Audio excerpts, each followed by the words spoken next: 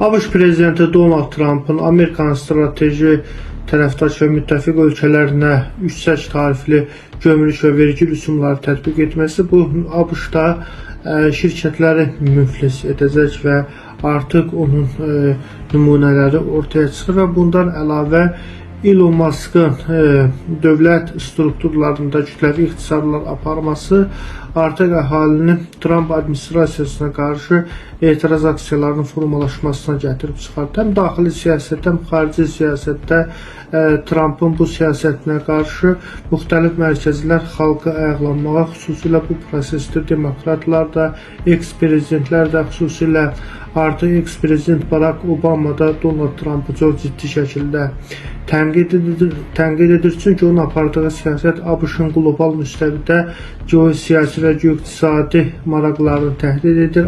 Amerikanın fövqəldövlət statusunu zəifləməsinə gətirib çıxarır. Donald Trump'ın Rusiya ilə münasibətləri isti saxlaması və bu xüsusda Qəzza ilə bağlı siyasət, həmçinin Amerika Birləşmiş Ştatlarının İranla yaxınlaşan yeni hərbi müharibə ehtimalı ABŞ vətəndaşlarının çox ciddi narazılığına səbəb olur. Təbii ki, bu Amerika Birləşmiş Ştatlarına xas olmayan bir prosesdir, əhalinin kütləvi etirazı, amma düşünürəm ki, bu proses getdikcə davam edəcək. Donald Trump öz siyasətində korrektlər etməsə, növbəti seçkilərdə qələbə çalmaq şansı olmayacaq.